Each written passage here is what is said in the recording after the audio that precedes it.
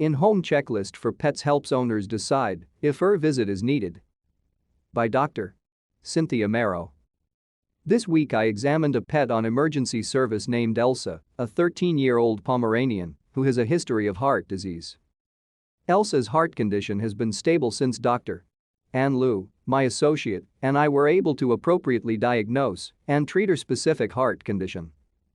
We utilized chest X-rays, echocardiography, EKG and blood pressure findings to come up with a combination of diet, supplements and cardiac medications which first got her out of acute congestive heart failure and now into a well-managed state of cardiac function.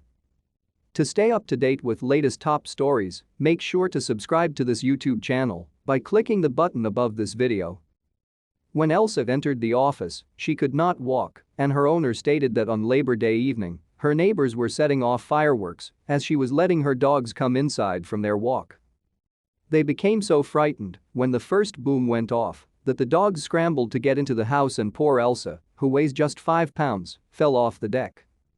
She was unable to stand on both rear legs, but after several minutes, it was apparent that her right rear leg was injured.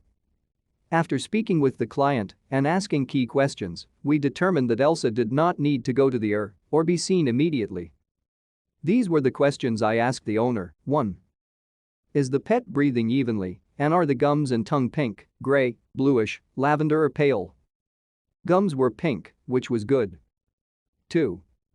Is there any bleeding externally or signs of internal bleeding, like an actively swelling abdomen or swelling into the rear limbs, which can indicate bleeding into body cavities or around a fractured limb? Elsa had no swollen or tender areas. 3. Does the pet show interest in water or treats, or is the pet refusing to eat and drink? Elsa went to her water bowl and took a drink after the injury. 4. Are there signs of gastrointestinal distress, such as vomiting or diarrhea? Elsa did not have any GI distress signs. 5. Is the pet getting worse, better or staying the same since the injury or illness began? Progression or worsening of symptoms, such as increased pain or a decline in ability desire to stand, can indicate the need for an ER visit. Elsa and her owner were improving by the time I returned her call on Labor Day. 6. Is there any coughing that could indicate fluid or blood in the chest cavity or lungs? Elsa was not coughing. 7. Is the pet able to urinate, and is there any blood in the urine? Elsa voided after the injury and had no visible blood in the urine. 8. Can the pet position for a bowel movement, and is she able to have a BM without straining or repeated abdominal pressing? Elsa was able to have a BM the next morning while balancing on the left rear limb. If you are questioning whether to seek veterinary care when an injury or illness occurs, it is better to be safe and head to the ER. If your pet hops out of the car and runs around when you arrive, they are likely not having a serious emergency. I do caution owners about the fact that a pet, even one in pain, may not show signs of serious illness after a car ride due to the adrenaline rush and excitement of going somewhere. Be advised that when you get home, the adrenaline may return to normal and a sick pet can get very tired or show more signs of pain difficulty. In Elsa's case, she came to the office the next morning, had X-rays that showed no fractures in the right rear leg, pelvis or spine. She did have chiropractic subluxations, which I adjusted, and soft tissue ligament damage, which we are in the process of treating with laser therapy. Elsa's ability to walk improved immediately after her adjustment.